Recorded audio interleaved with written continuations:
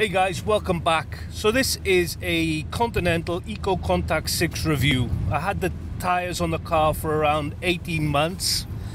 In the dry, I thought they were fantastic. In the wet, I thought they were below average, let me say that. So going into the dry performance, first of all, get the good stuff over with. I thought they gave good grip in cornering, fantastic grip in cornering. Especially in hot conditions, they were fantastic. In the cold, I didn't think they were too bad either. I thought they were okay in the cold. The limit was very progressive. They weren't a snappy tyre at all, so that was great. Braking and acceleration, I found that in acceleration, especially from a standing start, they would lose traction relatively easily. It wasn't the sort of tyre that you could just give it everything and it would just grip and go. I found the Continental Premium Contact 5s were a better tyre for acceleration. It was a 200 horsepower car. I could almost give it everything from a standing start and they would just go. EcoContact 6, a bit iffy even with 100 horsepower. So they were lacking in that respect in my experience. With braking in the dry, I thought they were good. I didn't really have any issues with them. They did everything that I wanted them to do. They weren't triggering the ABS early. What else was good with them? The ride comfort on them was fantastic. Probably the most comfortable tyre I've ever used. Up there with the Continental Premium Contact 5. Super comfortable tyres. What else is there? With regards to noise, I thought, again, very quiet tyre. Fuel economy, look, I didn't really measure it back to back with the Premium Contact 5, so I can't say if they were good or bad. So that's the good things over with. Cornering grip, braking, ride comfort and noise. Fantastic in all those areas. Now we come on to the below average, bordering on, in my opinion, bad performance. And that is any time the road was wet. The best way I can describe the feeling that they gave me in this car was that the rain had been mixed with like 1% or 2% diesel. They would very easily slip across the surface in light rain, light drizzle, heavy rain, whatever you want to say. They were not great in the wet. The grip levels were below what I would expect from any tyre. Understeer or oversteer. Was it snappy?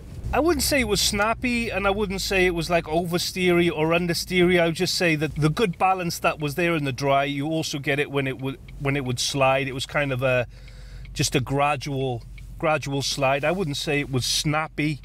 It was progressive also, but the grip levels were just, in my opinion, very low. I thought the braking in the wet was probably okay. It didn't really strike me that they were lacking in braking in the wet, to be fair. Acceleration in the wet, again, same as you would see in the dry, very easy to spin up. So I would say that was below what I would have expected from any tyre, really. And one other point that was very noticeable with them in the rain was their tendency to aquaplane. I thought they aquaplaned far too easily. The whole time I was with them, because of the dry performance was so fantastic, I was giving them a pass for the wet weather performance. I thought, well, maybe the roads, maybe it was the roads, maybe it was the amount of water. You know, I was making excuses for them.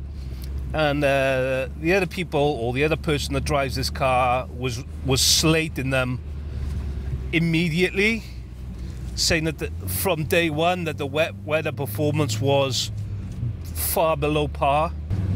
So I've changed them now. I changed them about 2 months ago. I've done an article on strikeengine.com. There's a link to that in the video description. And in that article, I've linked to a website, tyrereviews.com. Tyrereviews.com, if you don't know the website, they bring together reviews from magazines. And they have an ADAC test, included the EcoContact 6 against other tyres. And the ADAC opinion of the EcoContact 6 was basically the same as what I'm saying. Good in the dry. I think their exact words were they're average in the wet. On that page on tyrereviews.com, they've also got reviews from users, people who have bought the tyre, and there's a section there where you could submit your own reviews.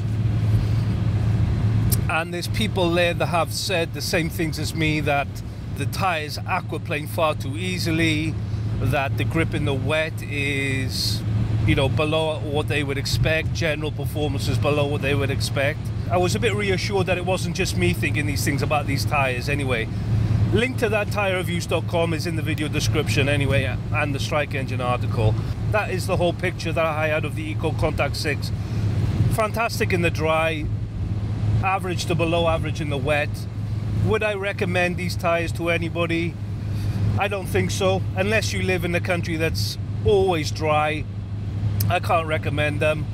And even if you do live in a country that's always dry, I would recommend the premium Contact 5s over the EcoContact 6. I thought they did everything that the EcoContact 6 did, and they were better in the wet. I don't recall having really any issues with them in the wet. The premium Contact 5s, acceleration grip I thought was better with the premium Contact 5s.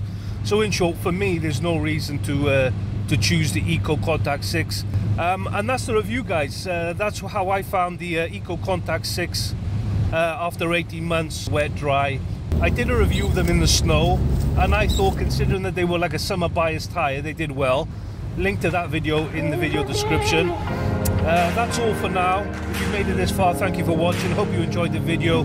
If you did, like, subscribe, and I'll see you again next time.